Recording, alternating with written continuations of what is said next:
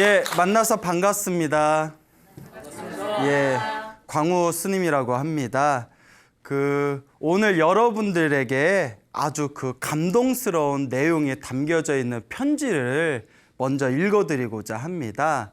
그래서 어느 젊은 여성 불자님의 편지글인데 제가 읽어보고 너무 감동을 받아가지고 이 좋은 내용을 우리 불자분들과 함께 나누어야 되겠다라는 생각이 들더라고요.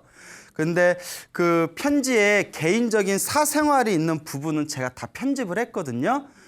이제 개인적인 프라이버시가 있지 않습니까? 뺄 거 뺐는데도 길어요.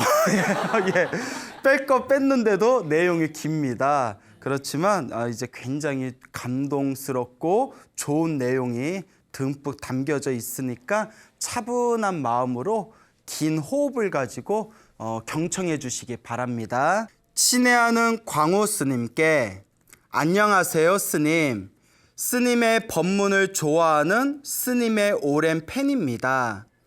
처음으로 스님께 제 인생과 신행생활이 담긴 편지를 보내봅니다. 말로 전하긴 어려웠던 이야기들을 전하려 해서 조금은 길 것 같은데 시간 되시면 읽어주세요. 스님, 저는 현재 굉장히 시력이 좋지 못합니다. 제가 처음 눈이 안 좋아지기 시작한 건 부모님 말씀에 의하면 3살 무렵 처음 감막에 눈곱 같은 것이 끼고 눈부심 증상이 있었다고 하시더군요. 이유를 알지 못해 이 병원 저 병원을 다녔지만 역시 병명을 알 수 없는 상태로 6살 때 한 병원에서 수술칼로 각막을 건든 이후 급격히 눈의 통증이 심해지게 되었습니다. 밤잠을 자지 못해 늘 울었고 눈부심이 너무 심해 형광등 불빛이나 작은 불빛이라도 보면 눈의 통증이 극심해졌습니다. 그래서 저는 집안의 가장 어두운 구석, 장롱 옆 모퉁이 같은 곳에서 빛을 모두 차단하고 엎드려서 지냈습니다. 당시 제 눈의 고통은 비유하면 김치국물이 눈에 튄 것과 바늘로 찌르는 듯한 고통이 지속된다고 생각하시면 될 것 같습니다. 그 고통의 상태가 반복되었고 일상생활을 하기 어려운 상태로 초등학교에 입학을 했습니다. 부모님은 눈의 통증 때문에 힘들어하는 저를 업고서 등교와 하교를 번갈아 가며 저를 통학시켰고 학교에서 저는 책상에 엎드린 채 하루의 수업을 귀로만 들었습니다. 그러다가 눈이 조금 괜찮으면 책을 보기도 하고 심한 날은 결석을 밥 먹듯 하며 하루하루를 보냈습니다. 그렇게 고통의 고저가 반복되는 동안 저는 어느덧 11살이 되었고 여름 무렵 눈의 병증이 심각해지게 됩니다. 눈의 고통이 너무 심해져서 근처 대학병원 안과를 찾아갔고 거기에서 강남에 있는 대학병원을 소개받아 찾아갔습니다. 각막의 염증이 심해져서 눈에서 누런 고름도 나오고 고통이 점점 심해져 11살에 각막 이식을 받았습니다. 지금은 각막 이식 수술을 하고 일주일 정도면 퇴원을 하지만 그때는 90년대였고 아직 의술도 발달이 덜 된 상황이라 이식 수술을 하고 3개월을 입원하였습니다. 처음에는 수술 후 통증이 심해 매일같이 하루에 3번 이상 진통제를 맞으며 지냈어요. 조금 시력이 좋아지는 것 같았지만 통증 때문에 눈을 뜰 수 없는 것은 수술 전과 비슷한 상황이었습니다. 저는 어린 시절 항상 마음속으로 기도했습니다. 안 아프게 해달라고, 누구든지 좋으니 제발 좀 안 아프게 해달라고.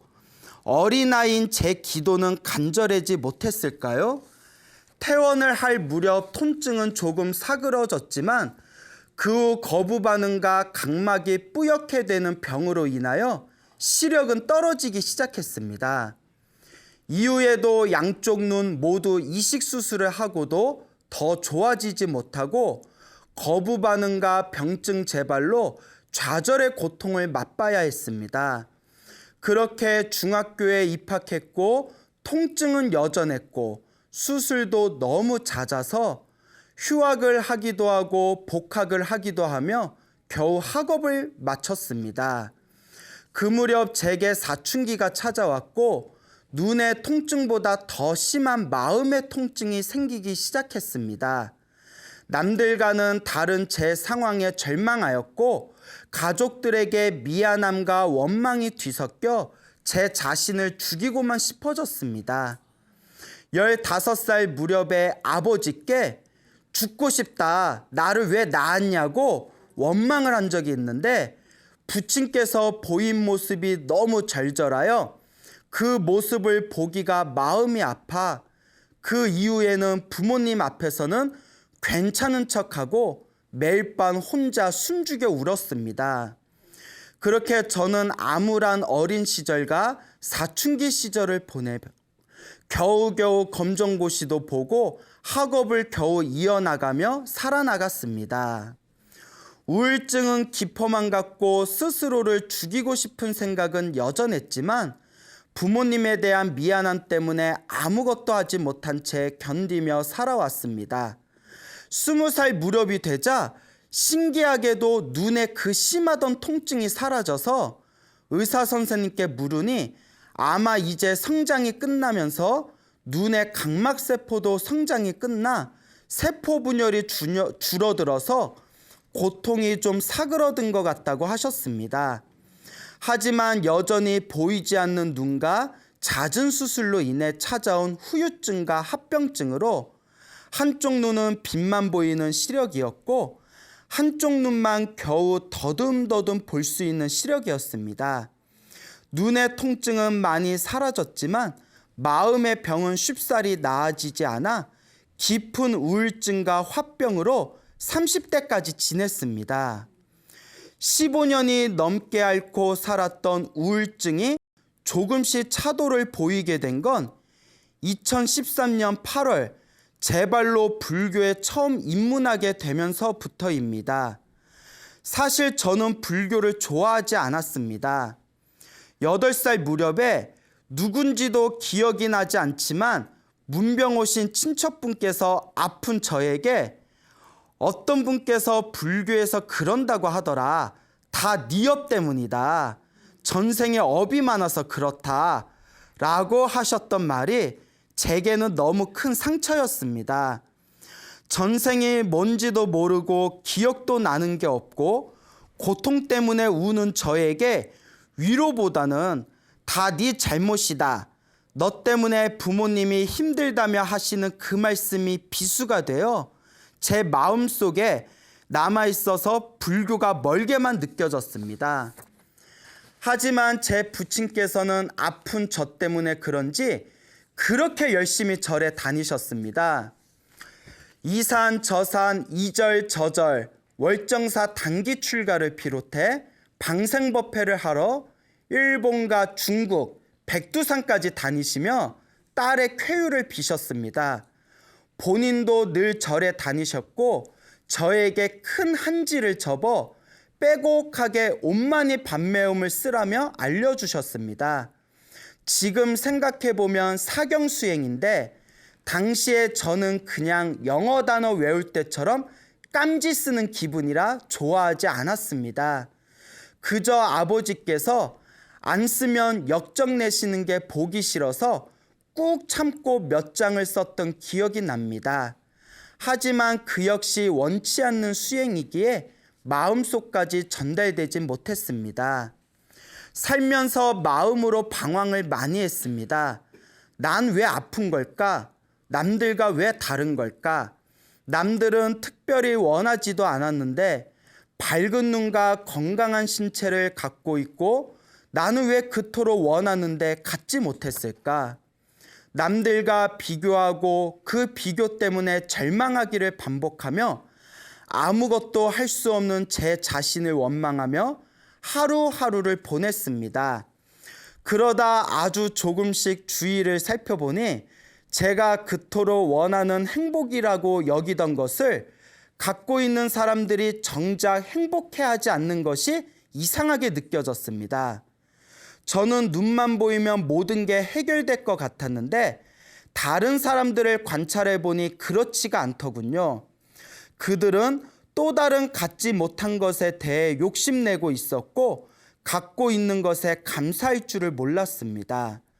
대부분 사람들이 그렇기에 저는 그들이 이상하게만 느껴지고 어쩌면 행복은 그런 것에 있는 것이 아닌가 보다 느껴졌습니다.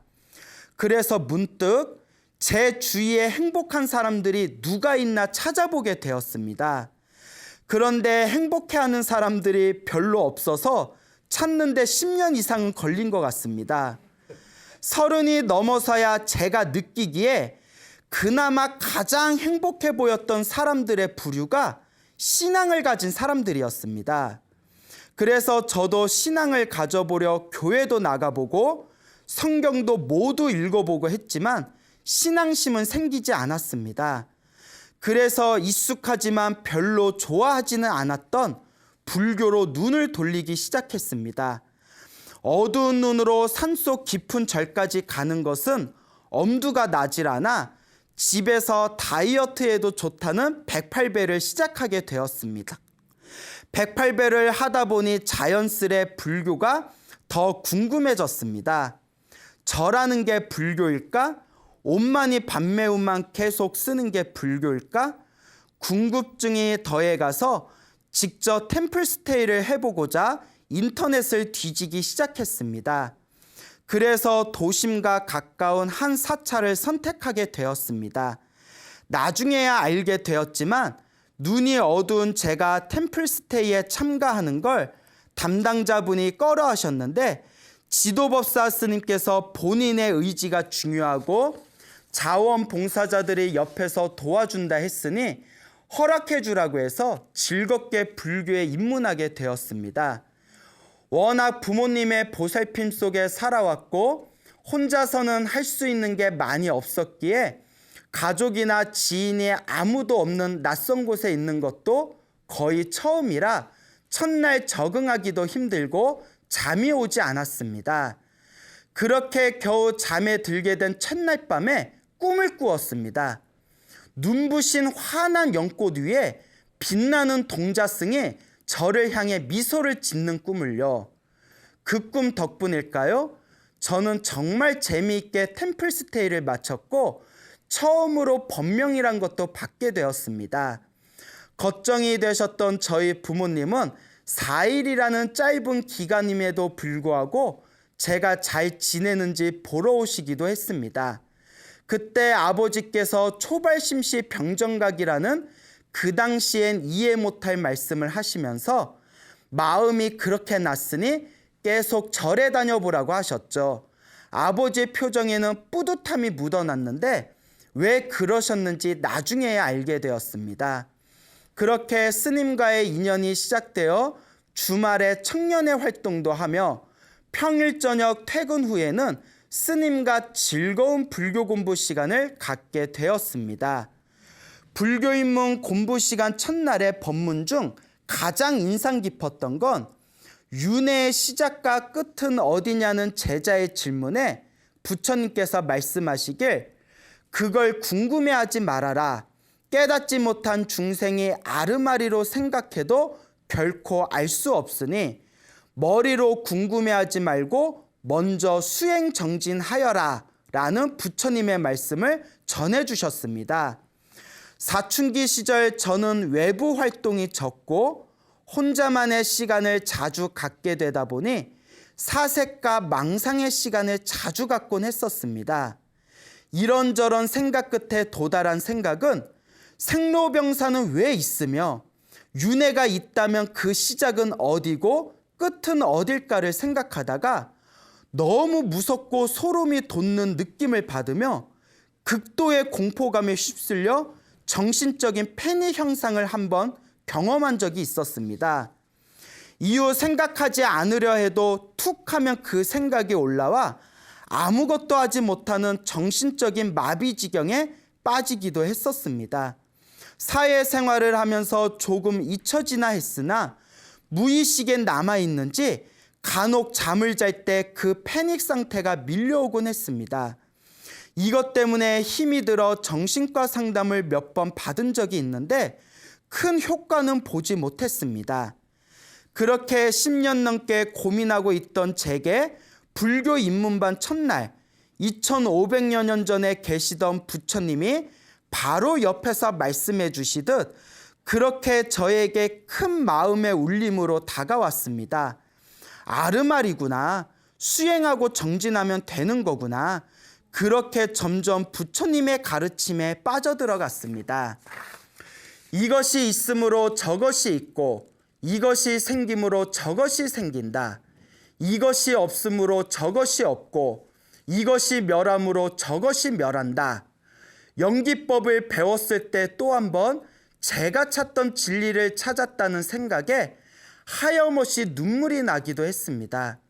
그렇게 저는 스님이 가르쳐 주신 방법대로 108배를 통한 수행정진을 하며 매일 울고 또 울었습니다.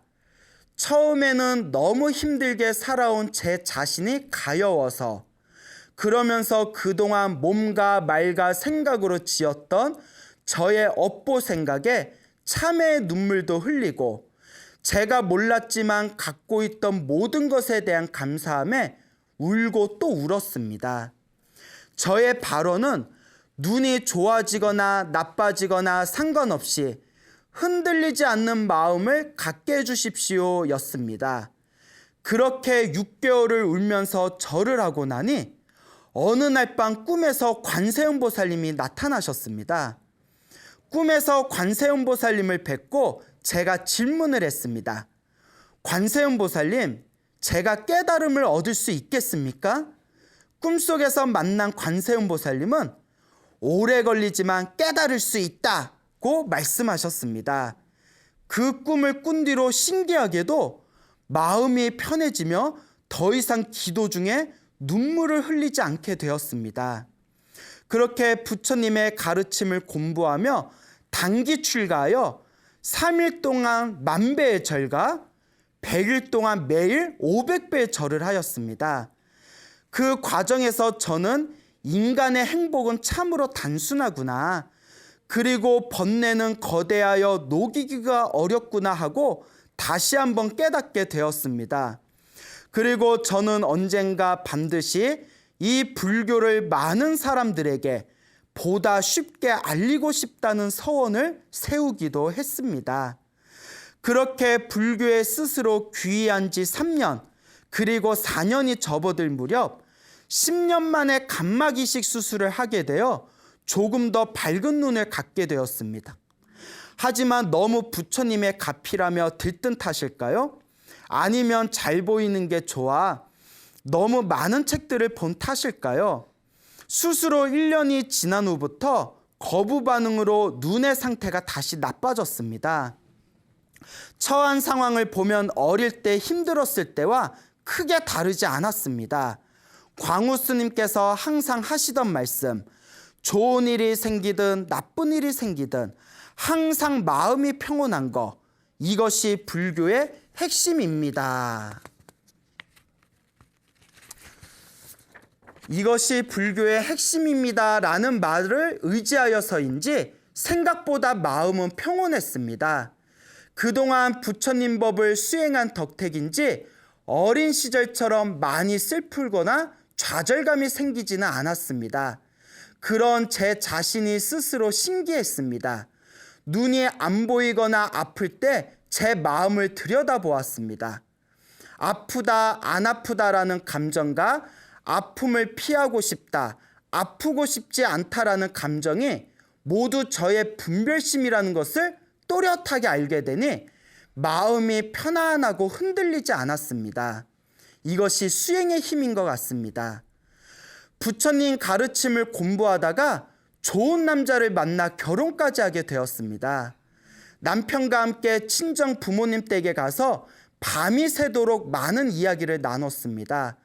그런데 그 과정에서 아버지의 부처님 가피 이야기를 들었습니다.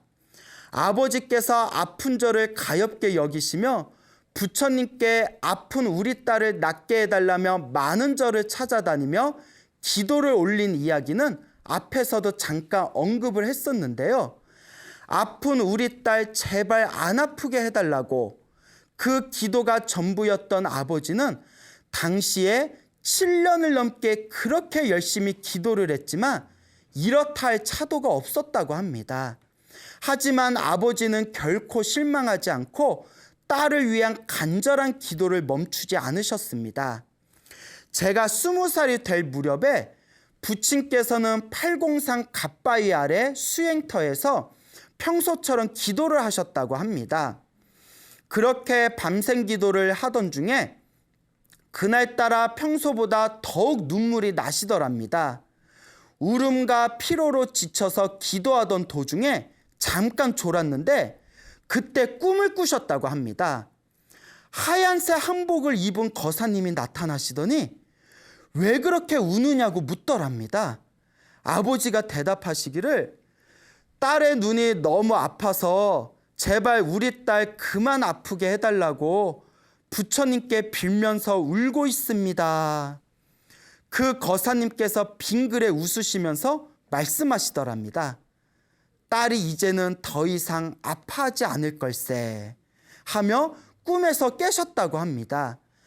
아버지가 그 꿈을 꾸시고 난 후에 앞에서도 언급했듯이 20살 무렵부터는 신기하게도 그 아프던 통증이 저절로 사라져서 너무 신기해 의사 선생님께 여쭤보니 선장이 끝나서 그런 것 같다고 앞에서 했던 말을 기억하실 겁니다. 어린 시절에는 전혀 듣지 못했던 이야기인데 제가 불교에 귀의하고 수행하며 좋은 남자를 만나 결혼해서 사위가 집에 인사하러 온 날에 비로소 부친께서 밝히신 이야기입니다. 어릴 때는 아무리 얘기해봐야 불교를 좋아하지 않으니 믿지 않을 것 같아서 말씀을 안 하셨다고 합니다. 물론 눈의 시력은 좋아지지 않아 안타까움은 남아있지만 아마도 그건 제가 스스로 수행해서 녹여야 할 업장이고 또한 부처님의 가피인 것 같다고 말씀하셨습니다. 그날 밤 기쁨과 감격과 그동안의 저를 키우면서 짊어지셨던 고생들이 주마등처럼 스쳐 지나가셨는지 부친께서는 제가 태어나서 본 이래로 가장 많은 눈물을 흘리셨습니다. 물론 어머니도 저도 남편도 모두 함께 눈물을 흘렸습니다. 저는 관세음보살 연불만은 하루 종일 하려고 애를 쓰고는 있습니다. 남편도 꾸준히 108배를 하고 있습니다. 이제 눈의 거부 반응은 어느 정도 재발하지 않는 것 같습니다. 하지만 시력은 많이 나빠진 상태라서 수술하기 전의 상태로 거의 돌아간 것 같습니다. 계속 불교 공부를 못하고 있는 것이 마음에 걸립니다. 매일 밤 잠들기 전 부처님의 생애를 남편이 읽어주는데요. 내용 중에 누가 부처님께 질문하기를 어떻게 하면 다음 생애에도 지금 부인을 만나 함께 수행하며 공덕을 지을 수 있겠습니까? 하니 부처님께서 대답하시기를 부부가 함께 한마음으로 보시하고 수행정진하면 같은 세상에 같은 도반으로 계속해서 태어나 함께 수행하고 결국에는 깨달음에 이를 것이다 라고 하셨던 구절에서 남편과 함께 마음 벅차했던 기억이 납니다. 스님, 아직 제 눈은 다 낫지 않았지만 저는 그보다도 더 기적 같은 일을 부처님 법안에서 경험했습니다. 어린 시절부터 제 안에서 풀리지 않던 의문들이 모두 해결되거나 해결해 나아가고 있는 과정에 있고 스스로를 미워하고 나 자신을 죽이고 싶어 했던 제가 저 자신에게 자비심이 일어나고 사랑할 줄 아는 마음이 생겼습니다. 부모님을 원망하거나 답답해하던 제가 부모님의 은혜가 참으로 깊고 깊다는 것을, 부모님의 은혜가 너무나 감사하다는 것을 알게 되었습니다. 다른 이들의 고통이나 슬픔을 보면서 나의 슬픔에 비하면 아무것도 아니라고 남을 업신여기던 마음을 버리고 연민심이 자라났습니다. 부처님 가르침에 관심이 없던 저에게 믿음이 생겼고, 불교에 대해서 무관심했던 남자를 만나 이제는 누구보다도 부처님 법을 함께 닦을 수 있는 가장 든든한 도반이 되었습니다. 이것이야말로 저의 병이 나은 것보다 더 깊은 가피라고 생각합니다. 아직 제 수행은 끝나지 않았고, 넘어지고 일어나고 멈췄다가 다시 걸으면서 계속될 것 같습니다. 포부 있게 스님께 제 이야기를 들려드리려 했으나 글솜씨가 부족해 전하지 못한 말이 더 많은 것 같습니다. 길고 투박한 글 읽어주셔서 감사합니다. 항상 감사합니다.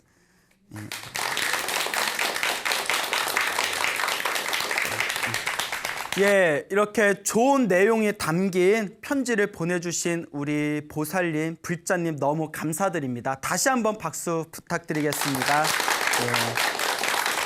자, 참 길었어요, 그죠? 예, 굉장히 길었습니다. 저 아까도 미리 언급을 드렸지만 좀 줄인 거예요. 편집, 사생활 부분은 편집을 했는데 편집했는데도 굉장히 길었네요. 예, 그래서 간만에 읽으면서 빡세다. 근데 내용이 너무 좋죠. 그 보고 또 제 주변에 그 편지를 미리 읽어보신 분들이 너무너무 감동적이었다고, 이 편지를 읽고 나서 자기들이 반성해서 기도를 더 열심히 해야 되겠다, 한결같이 그런 말씀들을 하셨습니다. 여러분들 몸 건강하시죠? 네. 예, 그러니까 여러분들 얼마나 행복해요. 네. 이렇게 어렸을 때 3살 때부터 눈이 아파가지고 지금 그분 나이가 30대 중반일 거예요. 그 지금까지 계속 이제 눈이 아파왔는데 그걸 이제 불심으로 극복한 너무나 아름다운 사례가 되겠습니다. 그리고 더 감동적이었던 게 사실 병이 나은 게 아니잖아요. 그런데 병이 낫지 않았지만 자기는 그 불교를 만나기 전에 아팠을 때하고는 비교가 될 수 없을 정도로 병이 낫지 않은 지금의 상황에서도 고요하고 편안한 마음을 가질 수 있었다. 이것이 병이 나은 것보다 더 큰 가피인 것 같다. 저는 이 이야기가 너무나 감동스럽더라고요. 그런데 이 보살님이 전생에 불연이 있는 것 같아요. 뭐가 있는 것 같다?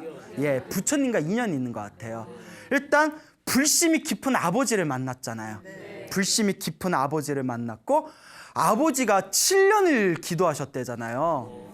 7년을 딸을 위해서 기도를 했는데, 그래서 아까 얘기 들으셨죠? 월정사 단기 출가도 하고 방생하러 중국, 일본, 백두산까지 가셨대잖아요. 방생하러. 그렇게 7년을 했는데도 아무런 효과가 없었대요. 편지에 나오잖아요. 아무런 효험을 못 봤다. 웬만한 사람 7년은커녕 3년, 5년만 해도 효과 없으면 기도를 그만했을지도 몰라요. 근데 이게 중요합니다. 제가 소나무를 통해서 항상 해오던 이야기 있죠. 효과가 있든 없든 꾸준하게 해라. 다 내 업이다 생각하고 꾸준하게 하라. 당장 효과가 없어도 알게 모르게 다 복이 쌓이고 있는 거다. 꾸준하게 해라. 7년 동안 열심히 기도하시다가 그 804 갓바위 밑에서 기도를 하시는데 그날따라 눈물을 더 많이 흘리시면서 울면서 기도를 하다가 이제 그 울음과 피로에 지쳐서 깜빡 잠이 들었는데 하얀색 옷을 입은 거사님이 나타나서, 무슨 색? 하얀색. 그 소나무를 꾸준히 보신 분들은 아마 기억날 거예요. 꼭 꿈에 누가 나타날 때 보통 무슨 색을 많이 입고 오세요? 네, 약간 코스프레인가? 하얀색 코스프레를 하시나? 그 흰색. 우리 하얀색 하면 보통 관세음보살님을 많이 상징을 한다 하거든요. 대기관음이라고. 하얀색 거사님이 나타나셔서, 하얀색 옷을 입은 거사님이 왜 그렇게 울고 있냐. 그래서 저는 이 부분에서 눈물이 핑 돌더라고요. 예, 막 코가 막 시큰시큰하다. 처음에 읽을 때 코가 막 시큰시큰하고 막 눈물이 나와가지고 우리 딸이 너무 아픈데 제발 안 아프게 해달라고 부처님께 울면서 빌었습니다. 그거 거사님이 싹 웃으시면서 이제 자네 딸이 안 아플 걸세. 그 꿈에서 깼는데 그 20살 무렵에 갑자기 눈이 시리고 눈에 통증이 사라져가지고 이제 의사 선생님 찾아가서 이 보살님이 눈이 안 아픈데 요새 왜 그런 거예요 하니까 의사 선생님이 기도빨이야 이건 모르니까 대신 성장이 멈춰서 뭐 세포 분열이 멈춰서 아마 통증이 가라앉은 것 같다. 근데 나중에 이제 알게 된 거죠. 아버지가 너 불교 믿지도 않는데 이런 얘기 해봤자 무슨 필요가 있겠냐 해서 말을 안 했는데 그때 아버지의 기도의 공덕이 꽃을 피운 겁니다. 그리고 이제 나머지 풀어야 할 숙제는 이제 본인에게 달려 있는 거다. 그래서 처음 절에 왔을 때 템플스테이를 통해서 처음 절에 왔을 때 그날 밤에 꿈을 꿨다고 했잖아요. 연꽃 위에 환한 그 동자승이 해맑게 웃는 꿈을 꿨다고. 그러니까 그게 이미 이제 뭔가 공덕이 쌓이고 있다라는 어떤 꿈의 징조겠죠. 그때부터 불교 공부를 열심히 해가지고 나중에는 단기 출가해서 3일 동안 10,000배를 절하고 3일 동안 10,000배, 하루에 3,000배 정도, 3,300배 이상씩 한 거죠. 3,300배. 그리고 100일 동안 매일 500배 절을 했다. 그때 요 보살님하고 연락이 두절됐었어요, 제가. 그래서 뭐 잘 사나? 뭐 어디 갔나? 혹시 절에 안 나오는 거 아니야? 했는데 이게 인사로 온 거예요, 몇 개월 만에. 이거 얼마 만이냐고, 어떻게 지냈냐고. 스님 저 실은 단기 출가해서 그렇게 100일 동안 500배씩 절하고 1000배씩 절하고 그렇게 단기 출가 몇 개월 동안 생활을 했습니다 하는데 아직도 기억나요. 그때 그래서 스님 인사 오랜만에 인사드려 왔습니다. 뭐 미리 말씀 못 드려서 죄송합니다 하고 인사하는데 얼굴에서 빛이 나더라고요. 얼굴에서 번쩍번쩍 빛이 나더라고요. 그리고 잘생긴 남자친구 만나서 그래서 그 남편 되는 분 봤는데 잘생겼어요. 그래서 지금도 아주 신행생활을 잘하고 있습니다. 그래서 그 불자님을 볼 때마다 되게 흐뭇해요. 그런 힘들고 괴로운 역경을 불심으로 너무나 잘 극복한 모습에 너무나 흐뭇한 감정을 느낍니다. 그러니까 여러분 힘들고 괴로울 때 좌절하지 마세요. 그거 남 탓하지 마세요. 아까 그 편지에 나왔죠. 너무나 힘들고 괴로워서 스스로 죽고 싶었고 부모님 원망하고 주변 사람들 보면 나보다도 다 좋은 조건 가지고 있는데 뭐가 힘들다고 저러냐 하고 업심여기는 마음이 있었다고 했잖아요. 그런데 그 모든 게 사실 다 자기 감정의 번뇌였던 거예요. 수행을 하고 불심으로 그것을 이겨내니까 어떠한 상황에서든 항상 고요한 마음을 가질 수 있는 거, 평온한 마음을 가질 수 있는 거, 좋은 일이 생기든 나쁜 일이 생기든 상관없이 모든 게 다 내가 지은 업보대로 내 앞에 나타나는 거구나라는 이 인과 업보를 포용하는 마음으로 그 흔들리지 않는 고요하고 평온한 마음을 갖는 거, 그게 바로 불법의 중요한 핵심입니다. 그러니까 여러분들도 힘들고 괴로울 때 누구를 원망하지 말고 자기 자신과 남을 탓하지 말고 무엇을 열심히 해라? 기도를 열심히 하고 수행정진하시기 바랍니다. 알겠죠? 그래, 대답은 잘해요. 항상 느끼지만 대답은 잘해요. 자, 그래서 우리 불교, 우리 절집에서는 이렇게 힘들고 괴로울 때 기도하고 수행하고 정진해서 자신의 힘든 삶을 극복한, 자신의 역경을 극복한 아름다운 이야기들이 굉장히 많습니다. 그래서 오늘 또 그중에 또 재미난 이야기 하나 또 소개해 드리고자 합니다. 그 어느 불심이 깊은 거사님이 계시는데 이 거사님께서 실제 겪으신 이야기입니다. 이 거사님이 젊었을 때 학교 다닐 때 날라리였대요. 자기 말로 날라리였대요. 날라리를 저기 5글자로 하면 뭐라고 하죠? 날라다니니까 비행청소년이라고 하죠. 날라다니잖아요. 비행청소년. 날라리를 5글자로 하면 뭐라고 한다고요? 비행청소년. 4글자로 하면 그냥 비행소년이 되고요. 5글자로 하면 비행청소년, 4글자로 하면 비행소년, 3글자로 하면 날라리. 2글자로 하면 뭘까요? 날라리를 2글자로 하면 뭘까요? 놀새. 새는 새예요. 날아다니니까. 그래서 이제 놀새라고 하죠. 1글자로 하면 그냥 새? 자, 어쨌거나 이제 본인이 날라리셨대요. 당신 말이. 그래서 굉장히 성격이 못됐고 언행이 굉장히 거칠고 학창 시절에 폭력 학생이었대요. 지금을 치면 약간 일진 같은 스타일이었나 봐요. 그러다가 맨날 이제 놀러 다니고 안 좋은 짓을 하니까 이제 대학을 이제 진학을 못했답니다. 그래서 이제 재수생이 되었는데, 재수생이 되어서 부모님이 너는 안 돼, 너는 그냥 있어도 어차피 공부 안 돼 하면서 그 당시 유행하던 스파르타식 기숙사 학원을 보냈대요. 들어본 적 있죠? 네, 스파르타식 기숙사 학원에 갔는데 외출 일체 금지, 그 다음에 한 달에 2번만 딱 외박, 그리고 모든 삶이 다 통제되어 있는 거예요. 그러니까 가뜩이나 가슴에 화가 있던 학생이었는데, 성격 거친 사람들 가슴에 화가 있는 거거든요. 그러니까 나중에 그런 가슴에 화가 있으니까 나중에 직업은 화가가 좋아요. 화가. 예? 예? 화가, 가슴에 화가 있으니까. 예. 미안해요. 예, 예. 너 오늘 비가 와서 막 던진다. 예. 자, 어쨌거나. 그래서 너무 가슴에 화가 있는데 더 사람을 막 옮아매니까 너무 스트레스가 심해져서 이걸 한방에선 심화라고 해요. 따라해보세요. 심화. 마음의 불. 마음 심자. 마음의 불. 심화가 막 발동이 됐나 봐요. 스트레스가 너무 심하게 되니까 나중에는 막 눈썹이 빠지더래요. 세수하다가 막 눈썹이 빠지는 거예요. 뭐? 머리카락 떨어지고 눈썹이 빠져. 그 막 눈썹, 이제 나중에 모나리자 되는 거야. 그래서 막 이거 세수하다 눈썹이 빠지는데 얼굴에 막 여드름 같은 거 있잖아요. 그런 게 막 쭉 나더니 점점 악화돼서 나중에 얼굴에서 진물이 줄줄 새더래요. 그 스트레스성이겠죠? 얼굴에 막 진물이 줄줄 셀 정도가 되더래요. 너무나 심각한 그 피부병이 걸려서 어머니가 보고 기절초풍을 하시더니 너 안 되겠다, 큰일 났다, 이대로 안 되겠다 해서 학원을 나와가지고 이제 병원을 다니게 됩니다. 그래서 유명한 병원을 다녔는데, 피부과로 유명한 병원을 다녔는데도 낫지를 않더래요. 약 바르고 해도 낫지도 않고 점점 덧나고 심해지고, 나중에는 유명한 한의원에 찾아가서 얼굴에다가 바늘을 다 꽂았대요. 그런데도 효과가 없더래요. 그 얼굴은 더 이제 심해지고 하니까 나중에 이 친구가, 이 학생이 대인기피증에 걸린 거예요. 무엇에 걸렸다? 그러니까 사람이 대인기피증 걸리고 사람 안 만나고 막 힘드니까 자꾸 삶이 우울해지면서 삶의 의지를 잃어버리게 됩니다. 이럴 때 잘못하면 사람 갑자기 스스로 그냥 자살하는 경우도 있어요.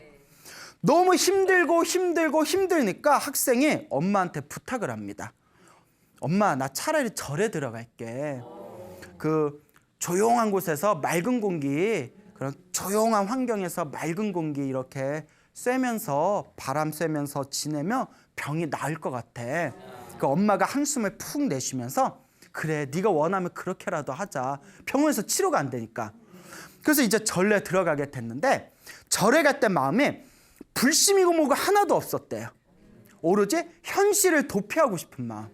현실 도피의 마음. 사람들 보기 싫으니까 조용한 이제 산골짜기 절집에 들어가서 사람들을 피하고 싶은 마음에 들어간 건데, 어디에 가면 저기 송광사 있죠. 송광사 말사인 저기 전라도에 있는 천자암이라는 곳에 들어갔대요. 예, 그 유명한 절이에요. 아주 조그만 절인데, 천자암에 갔더니 큰 스님 한 분 계시고, 그리고 밑에서 기도하시는 스님 한 분 계시고, 그 다음에 밥 해주는 공양주 보살님 한 분 계시고, 그리고 집에서 사고 쳐가지고 절에다 맡겨놓은 동자승 한 명 있고, 예, 이렇게 4명이 있더래요. 정말 원하는 삶이죠. 그래서 이제 천자암에 가서 큰 스님께 인사를 드렸더니 그 절에 소개시켜주고 같이 데려오신 분이 큰 스님한테, 스님, 이 학생이 일전에 얘기한 그 학생입니다. 몸도 아프고 마음도 아픈 아이입니다. 잘 좀 보살펴 주십시오 이러더래요. 그래서 이제 큰 스님이 딱 받아줬는데, 큰 스님이 이렇게 부르더니 앉혀놓고 몸도 아프고 마음도 아프다니까 오늘부터 1000배씩 해라 이러더래요. 다짜고짜. 야, 오늘부터 1000배씩 하고, 예? 1000배씩 하고 1000배씩 하면서 죽을 힘을 다해가지고 지장보살을 외워라 이러더래요. 죽을 힘을 다해서 지장보살 외워라. 그래서 큰 스님 기가 너무 세가지고 얼떨결에 예 이렇게, 예? 그 다음부터 1000배를 하는데 죽을 것 같더래요. 근데 그러니까 새벽 3시에 일어나서 새벽 예불 하고, 그 다음에 아침 공양 한 뒤에 또 큰 스님이 절에서 밥 먹으려면 절일도 해야 된다면서 밭에 나가서 밭일하고, 밭일해서 좀 쉬고 있으면 너 절 안 하고 뭐해? 이러면 또 가서 절하고. 그래서 이제 절을 하는데 하루는 쉬고 있는데 큰 스님이 지나가다 이렇게 보시더니 너 요새 3000배 열심히 하고 있지? 이러면서 스님가 1000배 하라고 들었는데 갑자기 몇 배? 3000배 잘하고 있지? 해서 아니 저기 이랬더니 3000배 해! 이러더래요. 그것도 큰 스님 기가 세서 눌려가지고 예. 아마 저를 게을리해가지고 큰 스님이 보고 3000배 시킨 것 같더래요. 그러니까 새벽에 일어나서 새벽 예불 하고 그리고 아침 공양한 뒤에 밭에 나가서 밭일하고 남는 시간에 3000배 하고 지장보살 부르고 이렇게 몇 개월이 지났는데 아무것도 생각이 안 나더래요. 아니 솔직히 말해서 뭐냐면 기숙사 그때보다 더 빡세더래요. 쉬려고 왔는데 막 그 숨 돌릴 틈도 없고 나중에는 뭐 자기 아프니 안 아프니 그런 생각도 없더래요. 근데 이 학생이 전생에 불연이 있는 거예요. 도망 안 가고 끝까지 버텼잖아요. 그렇게 큰 스님이 하라는 대로 그 아무 생각 없이 어버버버버 하면서 어느 순간 딱 정신을 차려봤는데 깜짝 놀랐대요. 왜 깜짝 놀랐을까요? 얼굴이 깨끗해져 버린 거예요. 언제 깨끗한지 얼굴이 깨끗해져 버린 거예요. 그 마음이 그렇게 편안하더래요. 그리고 딱 생각해 봤대요. 내가 언제 이렇게 몸과 마음이 건강해졌을까? 그리고 내가 왜 이렇게 괴로웠던 걸까? 곰곰이 생각해 봤더니 이 학생이 3000배하고 지장보살 부른 기도, 수행의 힘이 있었던 거예요. 뭘 깨달았냐면 내가 여태껏 이기적으로 살았구나. 내가 여태껏 내 절에 오기 전에 나의 삶이 다 내 이기심으로 살았던 삶이었구나. 그걸 19살에 깨달은 거예요. 그 이기심이 나의 몸과 마음을 아프고 병들게 만들었구나. 이제부터는 나는 다른 사람들을 위해서 살겠다라는 마음을 일으키게 됩니다. 그리고 그렇게 건강해진 몸과 마음으로 절로 돌아가게 되었다는 어느 거사님의 이야기가 있습니다. 정말 대단하죠? 그래서 오늘 앞에 편지 내용이 너무 길어가지고 오늘 준비한 이야기를 다 못해드렸지만 이렇게 우리가 살아가면서 우리 앞에 펼쳐진 힘들고 괴로운 일들, 이 모든 게 다 누가 지은 업보다? 내가 지은 업보라고 생각하십시오. 힘들고 괴로울 때 오늘 읽어드린 편지 속의 주인공과 같이, 그리고 마음에 화가 차고 얼굴에 피부병이 걸려서 몸과 마음이 무너졌다가 절에서 수행하고 마음의 그 공부를 통해서 몸과 마음의 건강을 되찾은 그 학생의 이야기와 같이 힘들고 괴로울 때 자꾸 스스로 우울하고 어두운 세계에 빠져들지 말고 한번 정말 내 몸과 마음을 탁 내려놓고 기도 한번 해보시기 바랍니다. 당장 효과가 있든 없든 효과가 있냐 없냐 이런 따지는 마음도 다 놓아버리고 꾸준하게 기도하고 복을 지으면 분명히 여러분들 삶에 몸과 마음에 잔잔한 행복과 고요한 평온감을 얻게 되실 겁니다. 여러분 행복해지고 싶습니까? 행복한 삶을 창조하고 싶습니까? 복을 지으십시오. 선업을 지으십시오.